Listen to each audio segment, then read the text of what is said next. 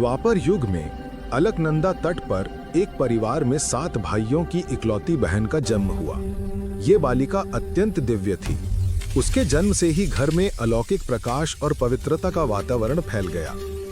लेकिन उसकी कुंडली में एक भविष्यवाणी लिखी थी, ये कन्या भविष्य में अपने भाइयों की मृत्यु का कारण बनेगी। यही भविष्यवाणी धीरे धीरे उसके भाइयों के मन में भय का कारण बन गई। भाइयों का डर और उत्पन्न हुई त्रासदी। बहन बड़ी होती गई, कोमल, सरल और निष्पाप, परंतु भाइयों के मन में उस भविष्यवाणी का डर लगातार बढ़ता गया। भय इंसान से अच्छे बुरे का भेद छीन लेता है। और एक रात 2 भाइयों ने अपनी पत्नियों के साथ मिलकर एक भयानक कदम उठाया। उन्होंने सोती हुई अपनी ही बहन का गला काट दिया और उसका सिर अलकनंदा की तेज धारा में बहा दिया। अलकनंदा का चमत्कार।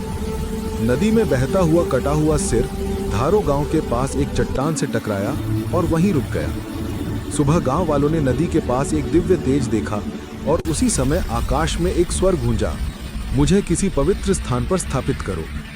लोगों ने इसे देवी का आदेश समझा। गांव के एक व्यक्ति ने सिर को उठाकर एक चट्टान पर स्थापित किया। उसी क्षण वह तेजस्वी रूप में प्रकट हुई और कहा, अब मैं इस गांव और इस क्षेत्र की रक्षक हूं। 2 रूप, सिर और धड़ 2 स्थानों पर। मान्यता है कि उनका धड़ रुद्रप्रयाग के काली मठ में मैठाणा माता के रूप में स्थापित है, जबकि उनका मुख भाग धारी देवी के रूप में श्रीनगर यानी गढ़वाल के पास विराजमान है। 2013 की भीषण आपदा से ठीक कुछ घंटे पहले जल विद्युत परियोजना के लिए देवी की मूर्ति को उसके मूल स्थान से हटाया गया था। भक्तों का मानना है कि मां जागृत है, उन्हें हटाना अशुभ था और उसी दिन रात को गढ़वाल में इतिहास की सबसे भयंकर बाढ़ आई। आपदा के बाद मूर्ति को पुनः अपने मूल स्थान पर स्थापित किया गया।